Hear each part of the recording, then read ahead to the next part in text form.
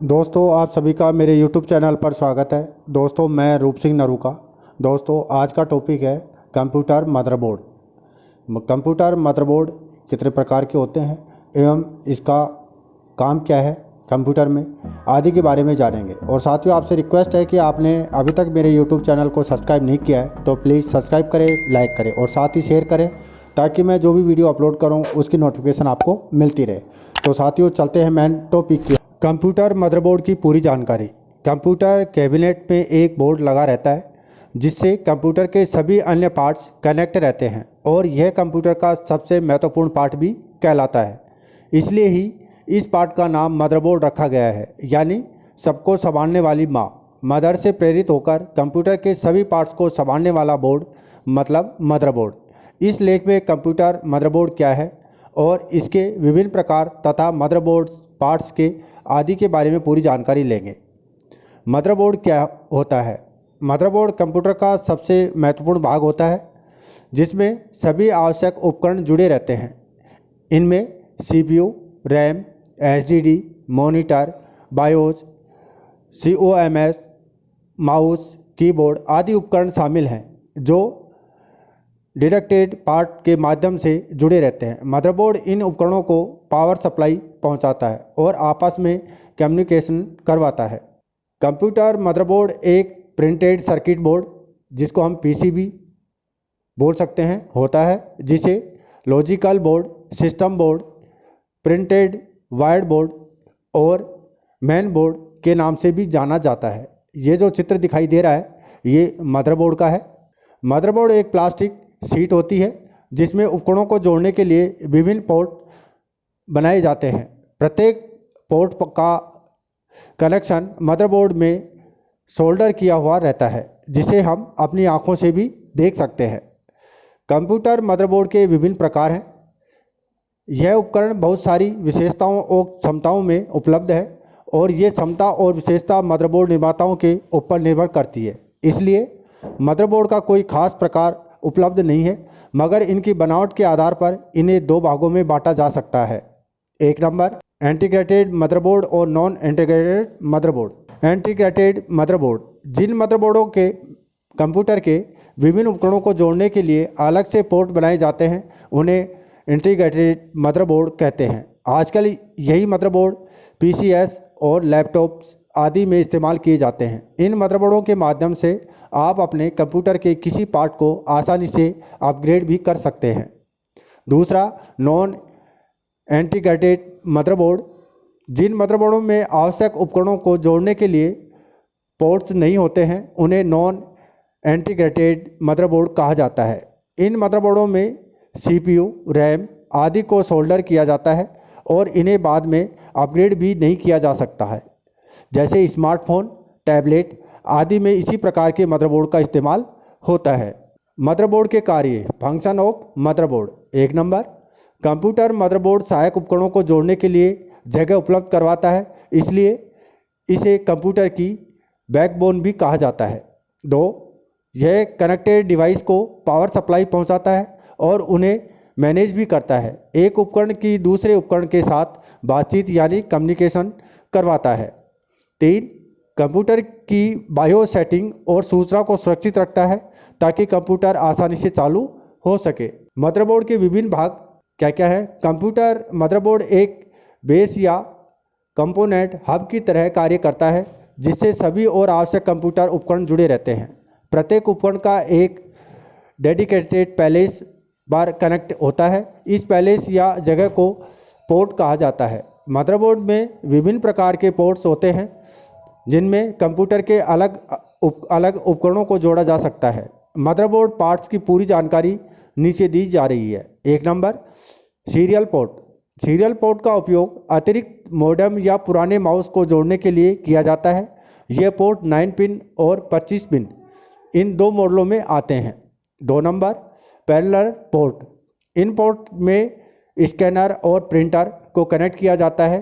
यह port 25 pin में होते हैं। इन्हें प्रिंटर पोर्ट भी कहा जाता है। 3 नंबर PS/2 पोर्ट्स। इन पोर्ट्स का आकार गोल होता है। इनके द्वारा माउस और कीबोर्ड को जोड़ा जाता है। आजकल इन पोर्ट का इस्तेमाल बहुत कम किया जाता है, अब यूएसबी पोर्ट आने लग गए हैं। 4 नंबर यूएसबी पोर्ट। इस पोर्ट से तो आप भली भांति परिचित होंगे, फिर भी आपको बताना हमारा फर्ज है। यूएसबी का पूरा नाम यूनिवर्सल सीरियल बस होता है। यूएसबी पोर्ट के द्वारा सभी प्रकार के यूएसबी डिवाइसेज जैसे mouse, keyboard, printer, hard disk आदि को कनेक्ट किया जा सकता है। इस पोर्ट को सन 1991 में ईजाद किया गया था और इनकी डाटा ट्रांसफ़र करने की क्षमता बहुत तेज़ और ज़्यादा होती है। 5 number VGA port. Computer monitor को जोड़ने के लिए किया जाता है। इसकी बनावट सीरियल पोर्ट के जैसी ही होती है। 6 नंबर पावर कनेक्टर। मदरबोर्ड को पावर से जोड़ने के लिए पावर कनेक्टर का इस्तेमाल किया जाता है।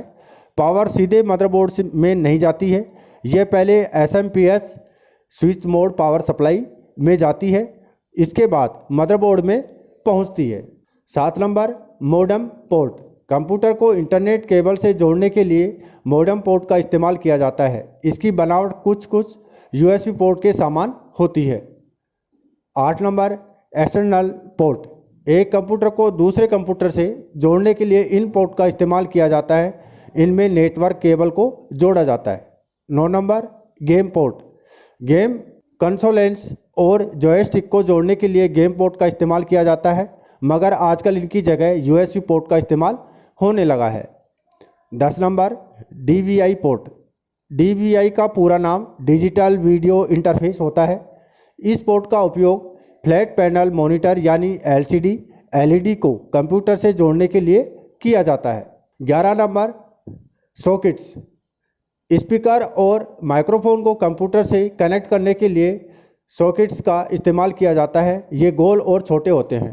प्रमुख मदरबोर्ड निर्माताओं के नाम निम्न हैं: Intel, Asus, Gigabyte, AMD, Acer, MSI, ABIT, AOpen और बायोस्टार। ये जो मदरबोर्ड बनाती हैं उन कंपनियों के नाम हैं। ऊपर जो दिखाया गया है ये मदरबोर्ड है।